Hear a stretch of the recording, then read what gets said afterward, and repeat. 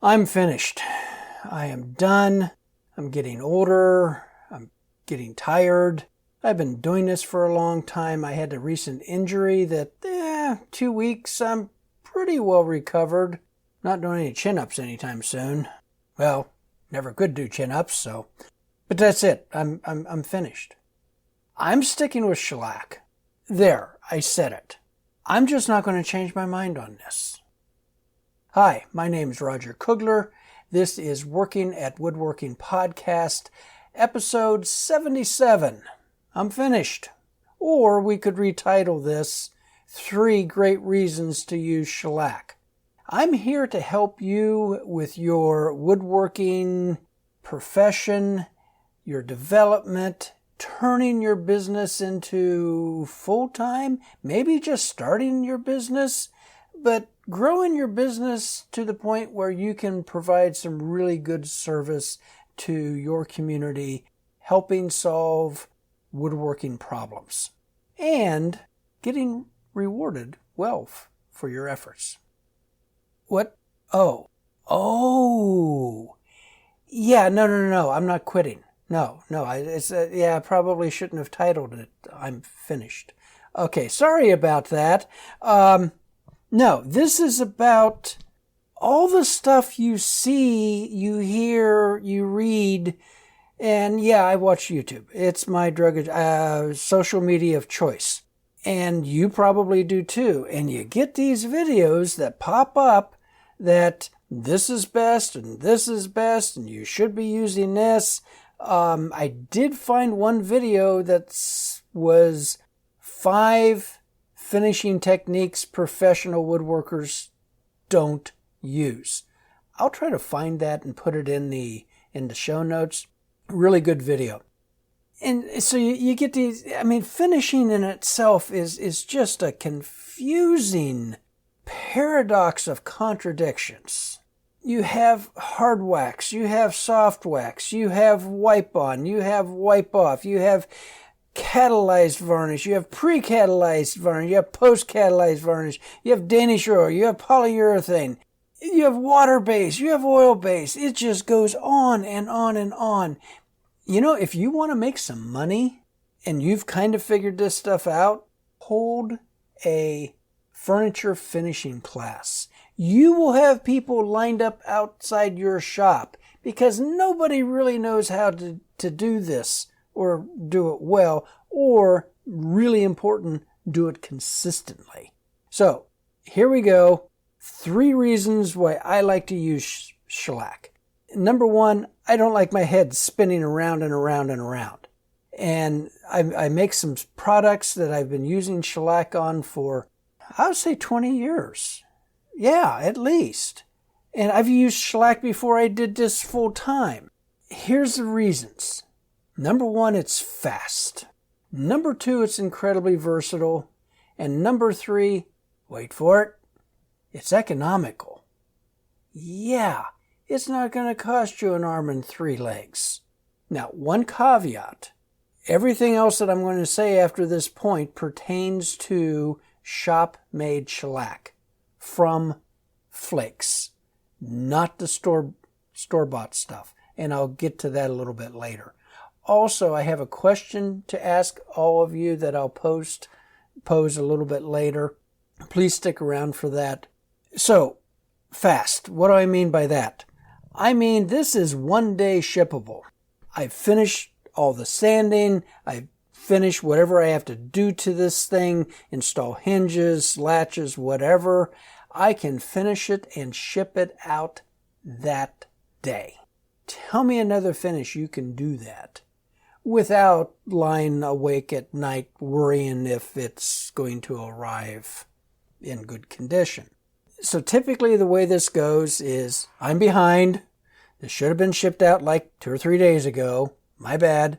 So I come in and I finish the item. Do the finish sanding. I go over it with a fine-tooth comb, actually more of a very harsh raking light, looking for any last-minute scratches, sand those out, take care of them. Everything's fine. Sometimes I do a vacuum, sometimes I just wipe it down. Kind of depends how much dust is there. I'm not real freaky about having this thing absolutely spotless before I shellac, because I'll get to that in a second. I will apply the first coat of shellac. Sometimes if I have a batch of these things going, I'll fire up the HVLP sprayer, makes really quick work of it, does an excellent job. If it's just one, maybe two, I'll do that by brush. I mean, it doesn't take that much longer, and there's a trade-off between setting up the sprayer versus cleaning the sprayer versus just use a brush. Oh, pro tip. Never clean your shellac brush. No, never. Shellac is thinned with alcohol.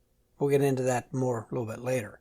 So if you have a jar, I simply had a pizza sauce jar and punched a hole in the lid big enough for my brush. I use a round brush with shellac, and the brush lives in that jar full of alcohol. It never dries. It never is cleaned. It just lives in that jar of alcohol, which contributes to this being a very fast finish because you don't have to clean anything. So I apply the first coat. I let that dry. How long? 20 minutes, 25, 15, someplace in there. When you run your hand over it, or if you run a piece of sandpaper over it, you want to see white. If it's still sticky, if it's still tacky, no good. Let it sit for a little longer. But 20 minutes. I apply the second coat. I didn't sand between coats. You could. I'm lazy. I'm not. So I apply the second coat. And I let that dry for 20 minutes, maybe 30 minutes. And then I apply a third coat. Again, no sanding. Because shellac will dissolve into shellac. It's not like a polyurethane varnish where you have to create a tooth for one layer to bond on to the other layer. Shellac dissolves right into itself. And then I go to lunch. That last coat, I want to get really, really hard. I want that to dry thoroughly.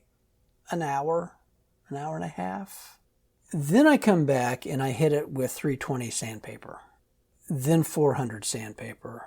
Then 600 sandpaper. Because what will happen is if you're not paying attention when you're using the sprayer, or if you're not paying attention when you're using the brush, you'll get a run. You'll get a buildup where there's kind of this glob of shellac. In my younger years, I would ship that out. Nobody noticed. Nobody cared. But as I became more, picky, I started looking for these little flaws, characteristics, let's call them. And I would sand them out. I would remove them. And 320 does a really good job. And again, anytime that you're sanding, you need to stay flat so that you're not cutting through the finish. If you do cut through the finish, no big deal, because you're going to put another coat of finish on it. Don't worry about it. So whenever I've gone over it with 600, and by now, this thing is smooth. It is just like glass.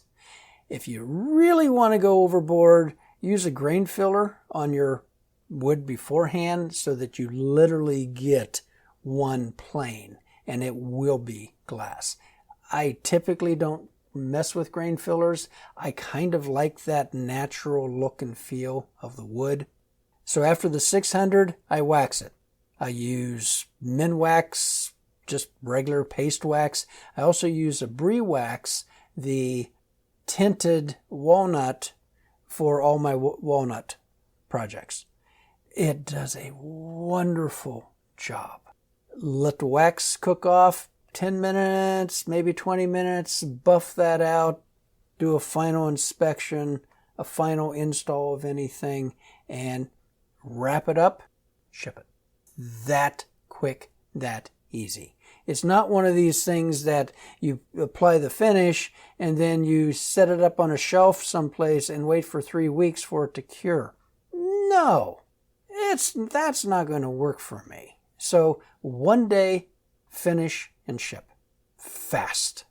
Should you apply more coats? Yeah, if you want to, for some reason. I used to do like 5 coats of sprayed finish and kind of figured out that wasn't really helping anything. I mean, I couldn't tell a difference between 3 coats and 5 coats, especially with the wax. The wax just melds in and unifies everything and creates the sheen and, cuts down on the coefficient of friction. So if somebody does drop something or bump something, it's more likely to slide off that wax finish than it is to gouge into the wood. So I love that about wax. And wax has a real high tactile feel. People want to reach out and touch it. Do this experiment. Have one product, your normal finish, have another product that you finished, the finish. Sanded it down, you've waxed it. If you're doing a craft show or something like that, or maybe your significant other, family members, customers that come into your shop, have the 2 sitting out there and stand back. I will guarantee that people will reach out and touch the waxed product. Yeah, test me. Tell me that I'm wrong. I've seen this happen over and over again. Another reason I love wax. Number 2, versatility. Shellac is incredibly versatile. Number 1, it adds good protection, especially with the wax. Shellac was first introduced in the United States around 1840s, sometime in there. It replaced the oils, namely linseed oil or flaxseed oil, that we were using up until that time. There were also some resin creations, mostly like a pine sap resin that would be dissolved in spirits. Yeah, literally moonshine, whiskey, alcohol, and then that would be used for finishing, various things. A lot of time instruments would be finished in this manner. They would add some oil to this. Everyone kind of had their own little recipe for mixing up their own finish, because there really wasn't store-bought finish back then. They weren't confused the way we are.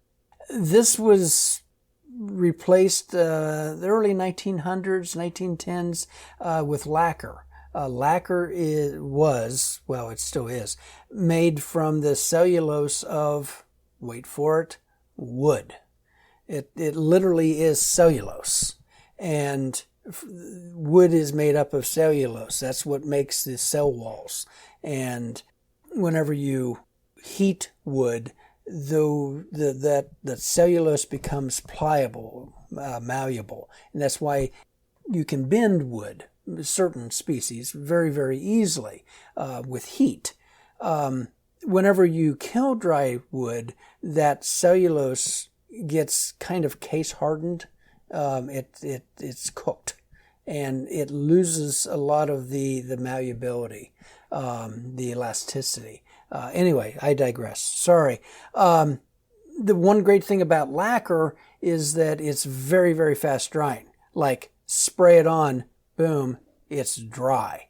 Henry Ford Motor Company, loved this because up until this point, he was using oil-based paints, black, of course, but he had to send his newly painted cars into a drying room where they would sit for like 30 days, a month, for them to cure.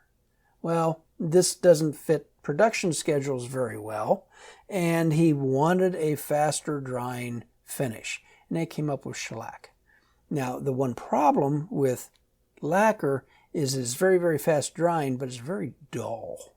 So you would end up applying like a dozen coats of this lacquer to build up a film, and then polish out, buff out that final to bring up the sheen to it. But in the long run, that saved Henry Ford time, and time is money, and they totally changed finishing in the United States. Would you use shellac on a bar top? No, not a good idea. Remember, the carrier, the thing that you mix with it to get the product where you want it to go, is alcohol. Well, a bar top is going to come in contact with a lot of alcohol. So not the best fit there. You need something a little more durable, more chemically resistant. What about your kitchen table? Yeah, unless you're a heavy drinker. Yeah, that should be fine. You're not going to probably get 20 years out of it, but shellac is really pretty easy to repair. You can go through and do, a scuff sanding, maybe 220, and recoat. Boom. You're done. Dining room tables, by all means, yes.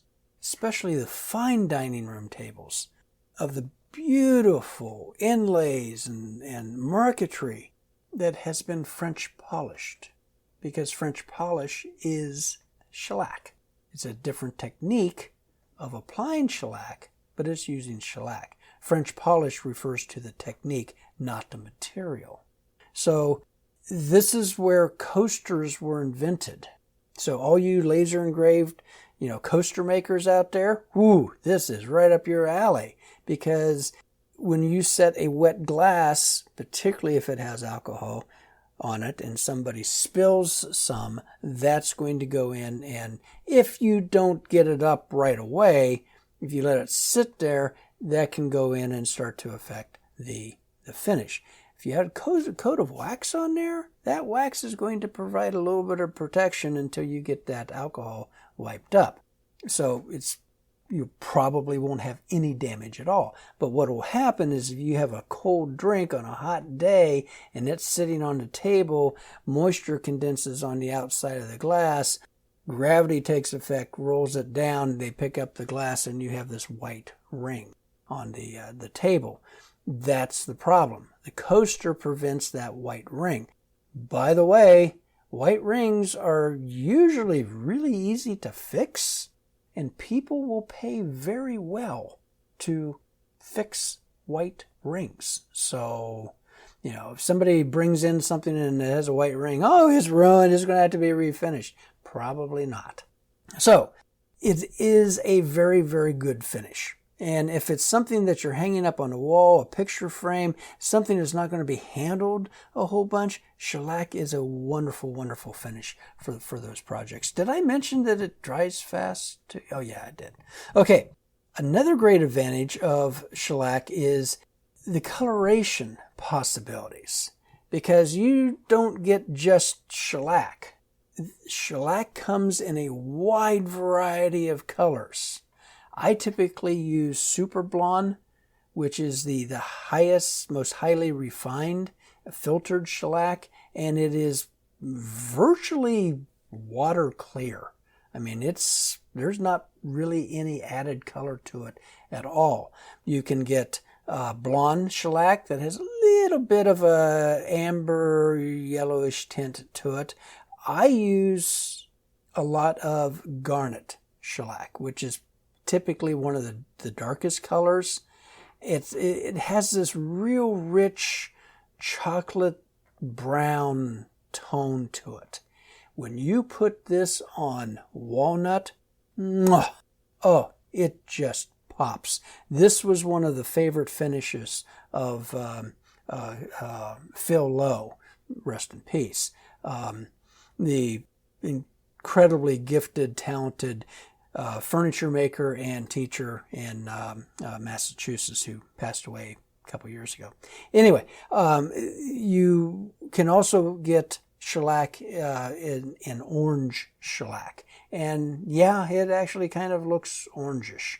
I remember being in a Boy Scout troop that met in the basement of a Methodist church that was paneled with red cedar and smooth side red cedar. Oftentimes now you can get the rough side or the smooth side, and it was coated in orange shellac, and it had just this very unique, I've called it very warm and inviting. Some people maybe not appreciate that, but the orange shellac can be used also depending on what you're doing. You can mix and combine different types of shellac to get different uses, get different tones. I use the garnet shellac on walnut as a first coat, and then all the subsequent coats are the super blonde. That way I only have to stock two types. I do have some orange shellac that honestly I haven't used in quite a while. The other reason that it's very versatile is this is a very good medium for doing repairs. If you are doing a furniture repair and there's a little piece, maybe the dog chewed this and you had to clean that up and glue on a new piece and then reshape it, and you need to blend this in with the surrounding, it's very convenient to use shellac for this. Some people will use lacquer for this. I don't like the smell of lacquer, and I've just said no to lacquer. Personal choice. But shellac I can blend with different pigments and get the color very, very close, if not exactly. And then you can do a top coat over top of that. Lacquer, I lied a little bit. I do use Mohawk's line of toning lacquer. It's in a spray can or rattle can. Shake that up. If you just need to change the tone of the overall piece of the repair to match the rest of it, that works so incredibly well. I'll put up with the smell. And it's very, very convenient. The cans are not very expensive. You can have a whole range of different tones. Buy them on Amazon. Works incredibly well. Remember, shellac dries very fast, so you can do a repair using the pigments and get your tone, and that's going to be dry in 5 minutes, 10 minutes, and you can see how there's not much of a color shift. I mean, it's very good, especially if you're using the super blonde. It doesn't add anything. And you can use shellac as a sealer.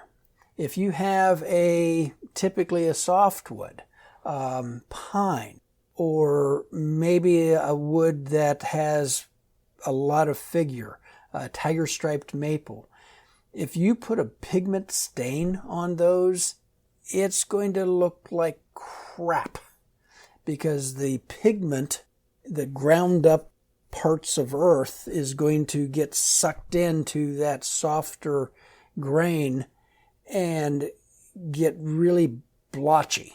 And so you've got this nice consistent color, and then boom, it looks like a dog was around, and it is just hideously ugly. You can apply a thin shellac to those areas or to the entire piece and create a barrier, a sealer, so that if you're using pigmented stains, it's not going to soak deep into that and get this blotchy, stained, a dog took a dump look. It also helps with grain reversal. That's when you're using, particularly pine is bad at this. There's so much difference between the density of the late wood and the early wood that when you apply a stain, the lighter colored early wood stains really, really dark, and then the really dark late wood doesn't take on any stain at all. And so now the dark looks light and the light looks dark. And if you've ever seen this, it looks nauseating. Most people honestly don't even know what the wood is supposed to look like, so they don't see it. But once you see it, you can never unsee it. So it will bug you. I mean, literally, you'll be laying awake at night seeing this.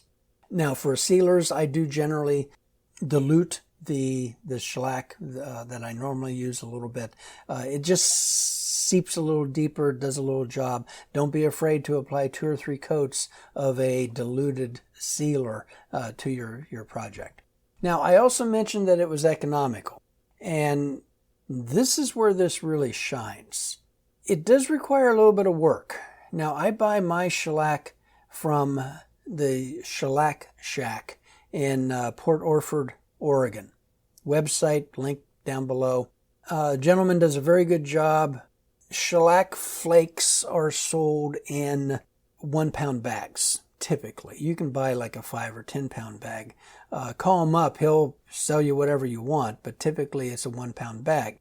And with this 1 pound bag, you also need to buy a coffee grinder, a spice grinder.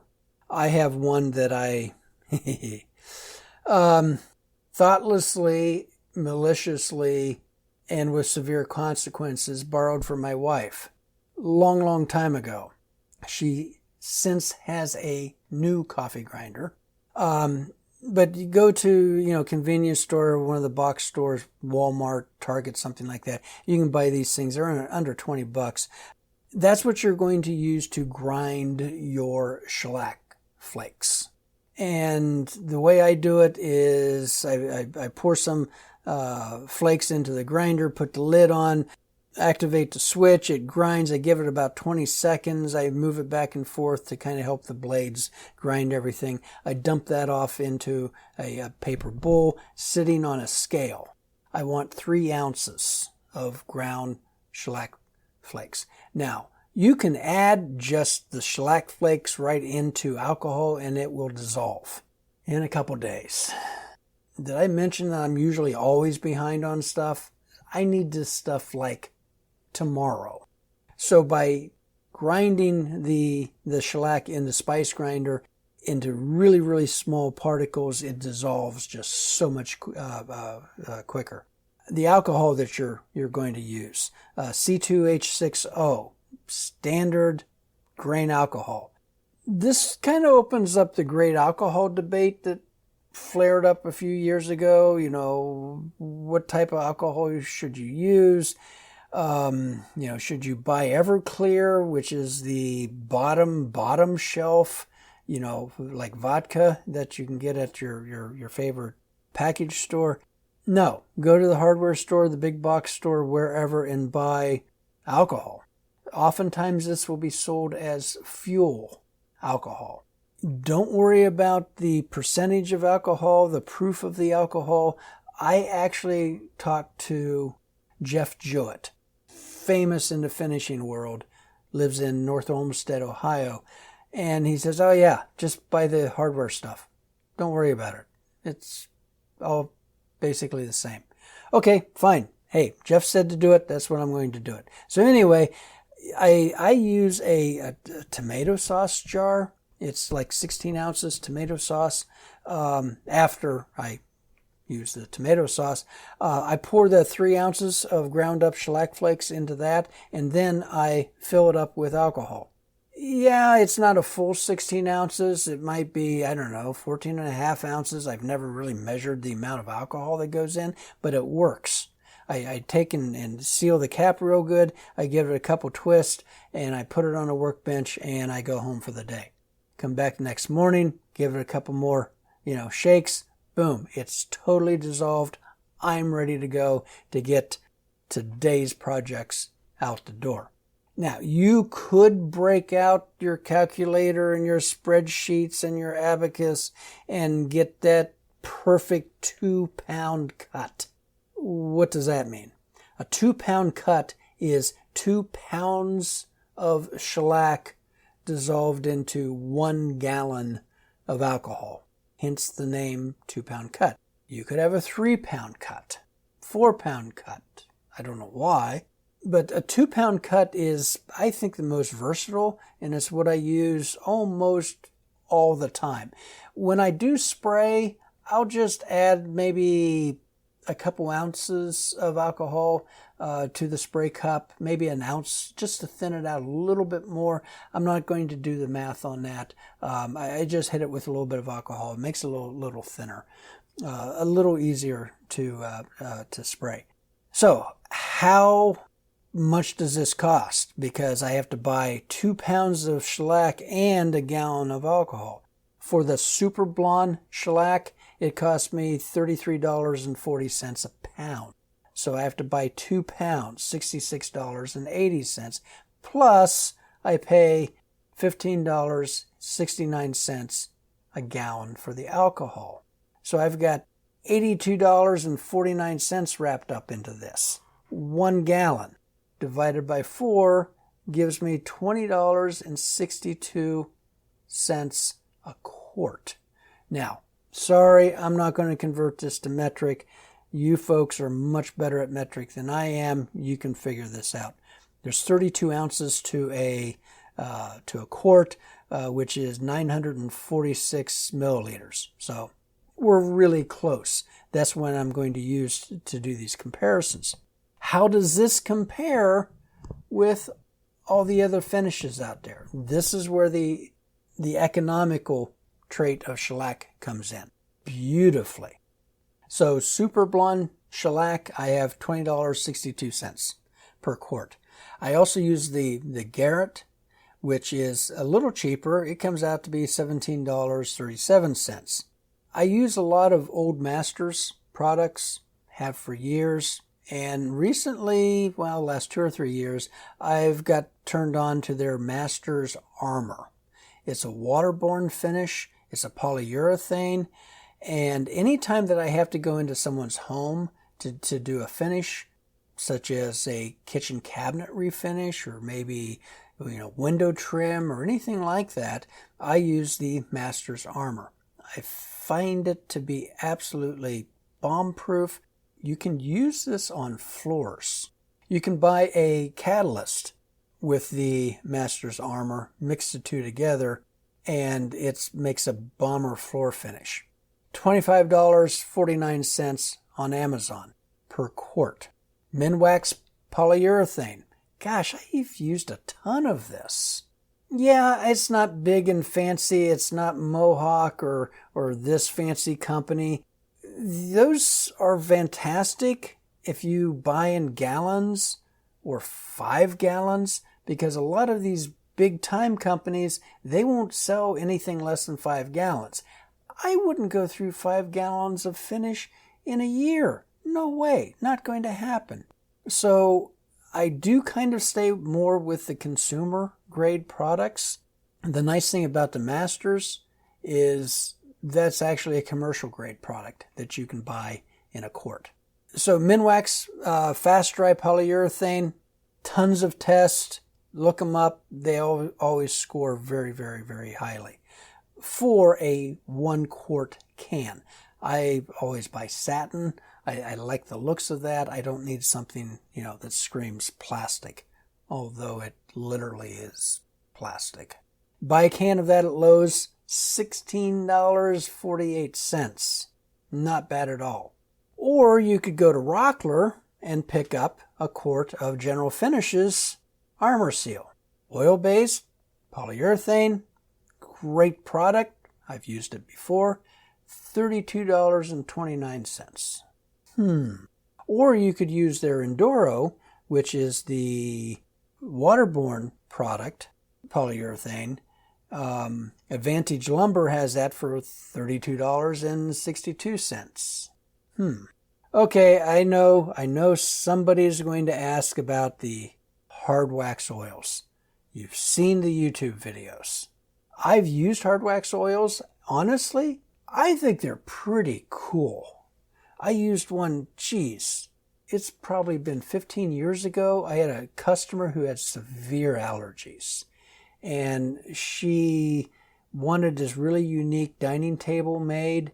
And because of her allergies, she determined that this was the least reactive to her. I used it. I really enjoyed it. Very easy to apply. Osmo Poly-X oil, $70 on Amazon. Rubio Monocoat, this is the one that every single giant slab table video or river table video on YouTube uses. 350 milliliter can.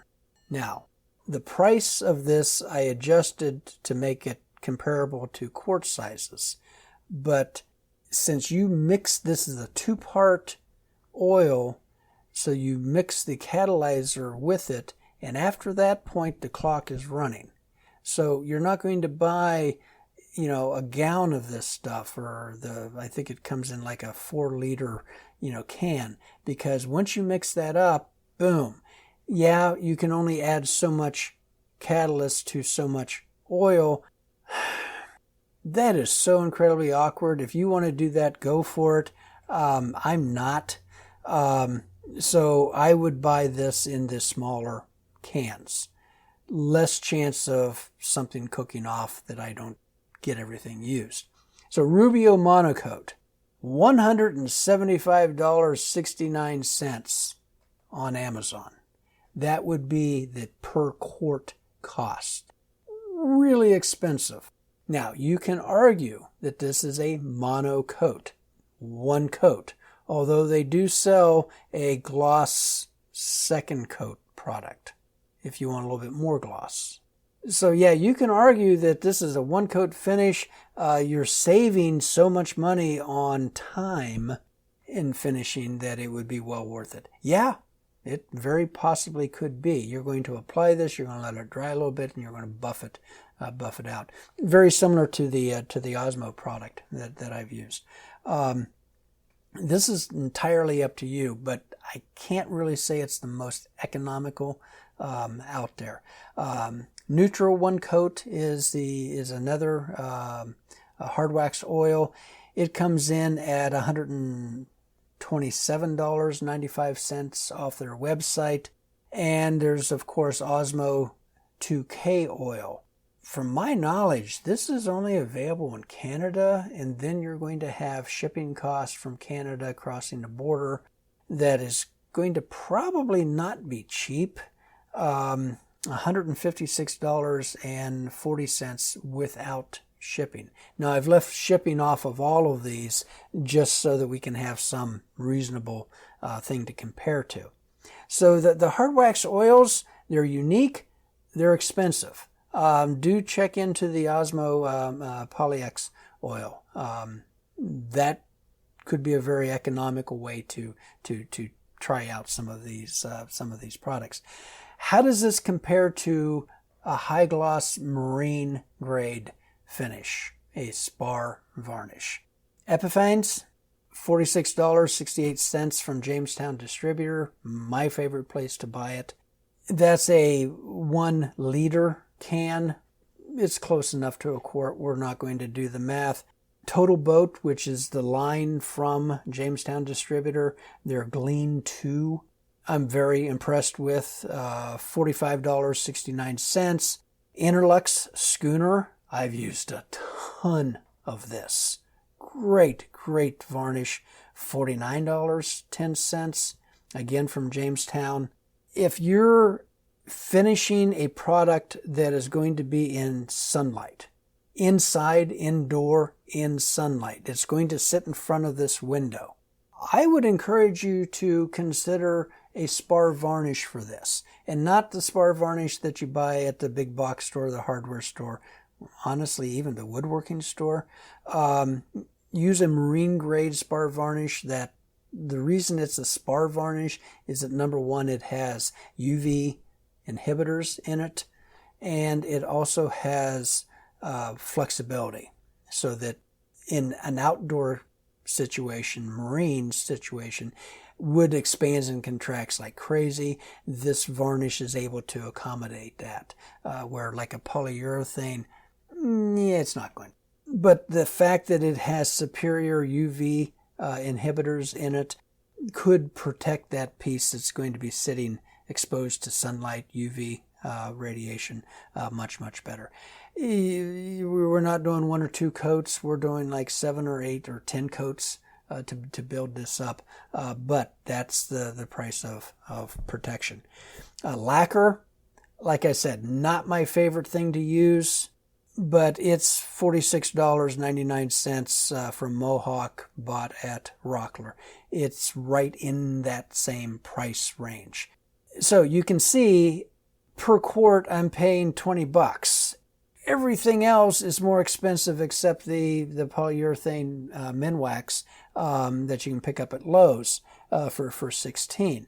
So I love that economy. I mean, and for all the attributes that the making your own shellac in your shop, brings to the table. I think it's something that you should consider very highly. What about store-bought shellac? Zinsser, the company, makes a number of different, they make amber shellac, and I think they call it clear shellac. $22 per quart at Lowe's. Why don't I like store-bought shellac? Basically because they have to add stuff to it. Shellac flakes have, some people say, between 2, 3, 4 year shelf life. Some people say if it's kept dry and out of the sun, indefinite shelf life. Things that have been furniture that's been finished in shellac, it could be, almost 200 years old, and it's still doing okay. But it's the stuff that they add to it that changes the way this behaves. Store-bought shellac is going to dry much slower than fresh-made shellac. It does have a shelf life. When you are buying this stuff, you want to, go to the back of the shelf to find the most recent. It'll have a date of manufacturer on there.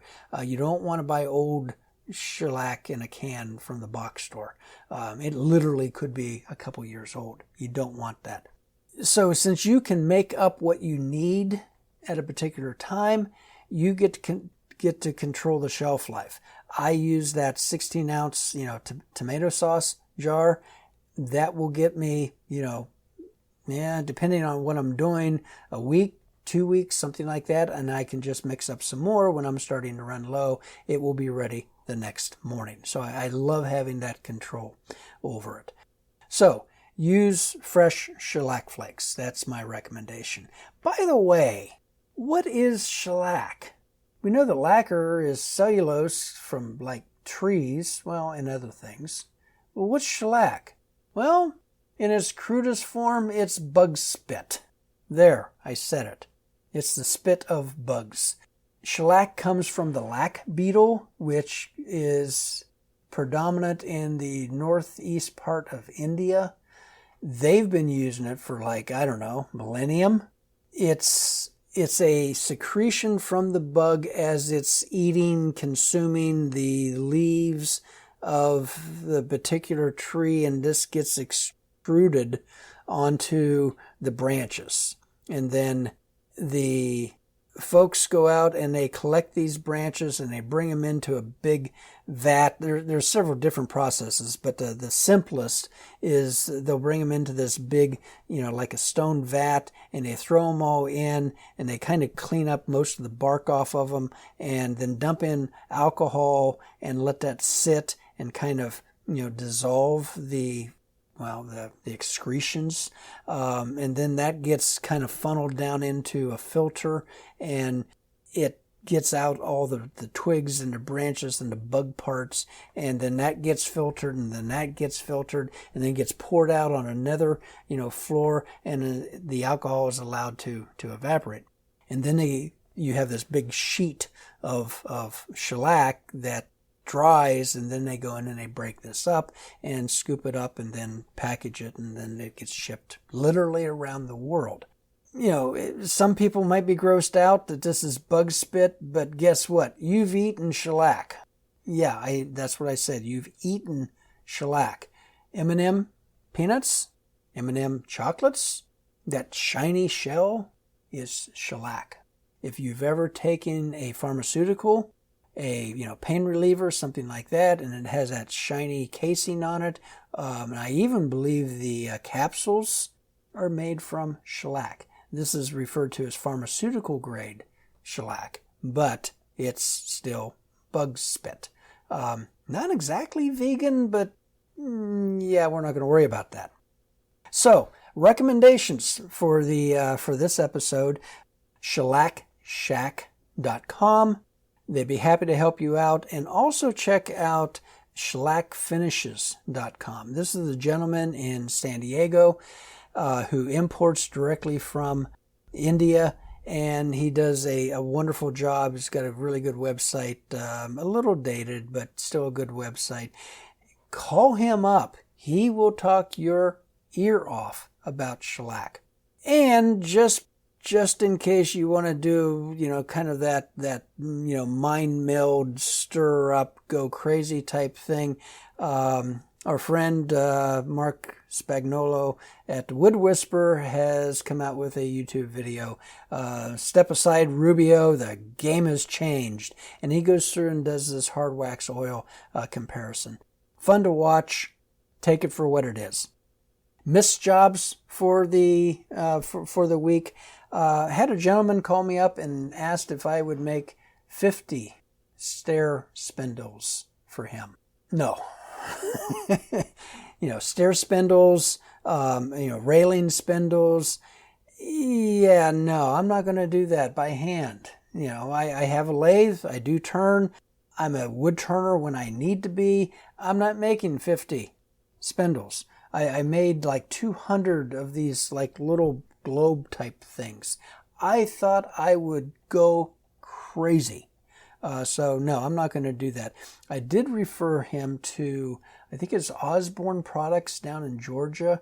They do, this is what they do. They duplicate whatever you need. You send them one, they'll send you back 50 or 5,000. Of course, they're all CNC. Back in the day, there were craftsmen who would just think that that's what they would knock out before lunch. Those guys were so incredibly skilled doing everything by hand. Disregard the lack of safety procedures that they would use, but incredibly skilled people. So my question, what do you think about maybe a Facebook group? I've heard about these. I've joined a couple of them, not with great success. I'm not particularly a fan of Facebook, but I don't particularly a fan of Google, PayPal, or any of the mega corporations, but that's what we have to work with. So let me know, shoot me an email, give me a phone call about Facebook groups if you think that might be something that's beneficial. People could get together, ask questions, kind of go back and forth, share ideas. And I would like to thank the listeners in Newark, Ohio, Saskatoon, Saskatchewan, Canada, and the one listener on the island of Malta. And I would also like to thank the 40 or so listeners that always seem to pop on right after noon on Fridays when the episode is posted. They seem to be pretty consistent. I don't know if this is part of, your lunchtime break in a shop, but I really do appreciate that type of I don't know, loyalty or attention. I may be having an emotional.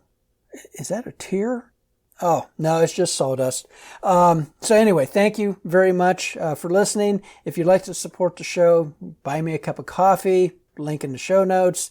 I'm always open to coaching. And of course, there's affiliate links down in the show notes as well. So until next episode, happy woodworking.